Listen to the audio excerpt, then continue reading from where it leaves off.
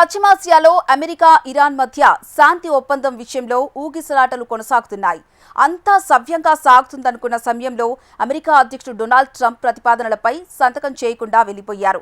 ఏ ఒప్పందమైనా America ప్రయోజనాలకు అనుగుణంగా ఉండాలని ట్రంప్ పట్టుదలతో ఉన్నారు. అమెరికా వైఖరిని ఇరాన్ తీవ్రంగా తప్పుపట్టింది.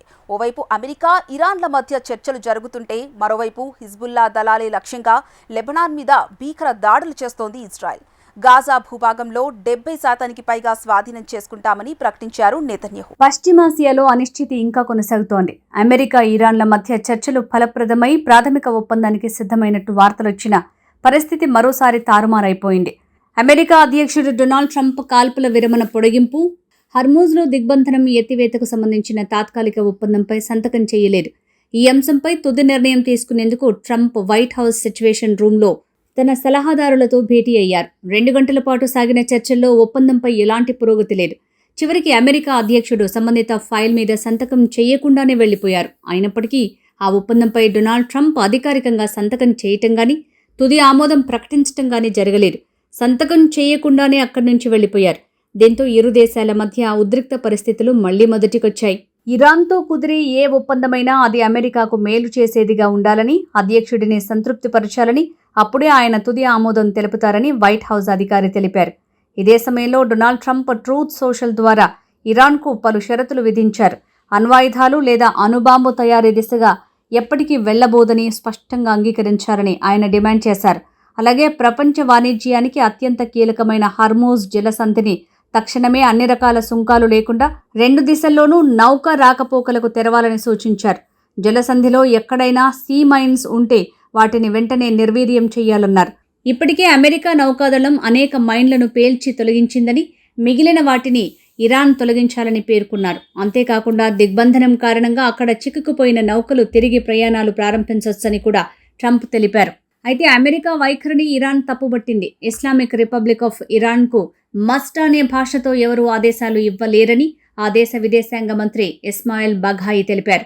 47 సంవత్సరాల క్రితమే ఆ విధమైన భాషకు మేము వీడ్కోలు చెప్పాం. ఇరాన్ జాతీయ ప్రయోజనాలు, హక్కులను దృష్టిలో పెట్టుకుని మా నిర్ణయాలను మేమే తీసుకుంటామని స్పష్టం చేశారు. హర్మూజ్ జలసంధి అంశంపై కూడా ఇరాన్ తన వైఖరిని వెల్లడించింది. ఈ జలసంధి ఇరాన్, ఒమన్ దేశాల ప్రాదేశిక జలాల్లో ఉందని, తీర ప్రాంత దేశాల భద్రతా ప్రయోజనాలు కాపాడుతూ అంతర్జాతీయ నౌకాయానానికి భరోసా కల్పించే విధానాలు అవసరమని బఘాయి తెలిపారు. డీల్ విషయంపై అమెరికాతో చర్చలు కొనసాగుతున్నాయని, ఇంకా తుది ఒప్పందం ఖరారు కాలేదని వెల్లడించారు. కాగా అవసరమైతే ఇరాన్తో యుద్ధం తిరిగి ప్రారంభించే అవకాశం తమకు ఉందన్నారు అమెరికా రక్షణ కార్యదర్శి పీట్ హెగ్సెట్. కాగా అమెరికా, ఇరాన్ మధ్య చారిత్రాత్మక శాంతి ఒప్పందం విషయంలో ఆశలు ఇంకా సజీవంగానే ఉన్నాయి. ఒప్పందం కోసం గత కొద్ది వారాలుగా అనేక మంది తీవ్రంగా ప్రయత్నిస్తున్నారు. ఈ దిశగానే ప్రస్తుత తాత్కాలిక కాల్పుల విరమణను మరో 60 రోజుల పాటు పొడిగించేందుకు ఇరు దేశాలు సిద్ధమయ్యాయి. ఈ ఒప్పందం ఖరారైతే ఇరాన్ అణు కార్యక్రమం, అమెరికా ఆంక్షల ఎత్తివేతపై చర్చలకు మార్గం సుగమమవుతుంది. ఈ ఒప్పందంలో ఇరాన్కు $300 బిలియన్ భారీ పెట్టుబడుల ప్యాకేజీ, ఇలా ఎన్నో కీలక అంశాలు ఈ ఒప్పందంలో ముడిపడి ఉన్నాయి. ఒప్పందంలో ప్రధానంగా హర్మూజ్ జలసంధి వివాదానికి పరిష్కారం చూపనున్నారు. ప్రతిపాదిత ఒప్పందం ప్రకారం హర్మూజ్ జలసంధి ద్వారా వాణిజ్య నౌకల రాకపోకలపై ఎలాంటి ఆంక్షలు ఉండవు. 30 రోజుల్లోగా ఇరాన్ తన సముద్రపు మందుపాత్రల్ని పూర్తిగా తొలగించాల్సి ఉంటుంది. ఓవైపు అమెరికా, ఇరాన్ మధ్య శాంతి ఒప్పందం కోసం చర్చలు జరుగుతుంటే మరోవైపు లెబనాన్ మీద భీకరంగా విరుచుకుపడింది ఇజ్రాయెల్. దక్షిణ లెబనాన్లోని మార్జాయున్ పట్టణం సమీపంలోని డిబ్బిన్ గ్రామంలోకి ప్రవేశించాయి ఇజ్రాయెల్ దళాలు. ఇక్కడ 6 మృతి చెందారు.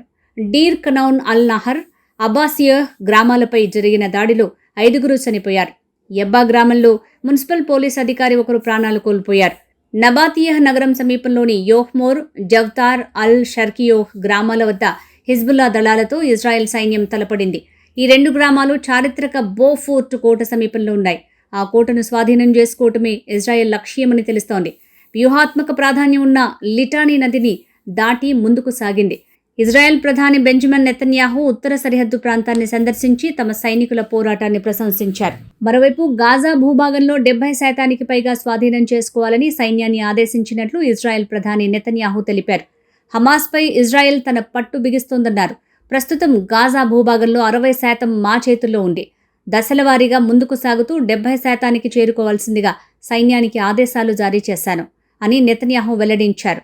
ఇజ్రాయెల్ హమాస్ల మధ్య గతేడాది అక్టోబర్లో కాల్పుల విరమణ ఒప్పందం కుదిరిన సమయంలో గాజాలో సుమారు 53% భూభాగం ఇజ్రాయెల్ సైన్యం నియంత్రణలో ఉంది. ఈ ఏడాది ఏప్రిల్లో ఐడిఎఫ్ విడుదల చేసిన మ్యాప్ల ప్రకారం అది 64%కి పెరిగింది. గాజాలోని మరిన్ని ప్రాంతాలను స్వాధీనం చేసుకోవటం వల్ల దాదాపు 20 లక్షల మంది పాలస్తీనియన్ల పరిస్థితి మరింత దుర్భరమవుతుందని, వారు బలవంతంగా ఇతర ప్రాంతాలకు తరలి వెళ్లాల్సి వస్తుందని అంచనా వేస్తున్నారు.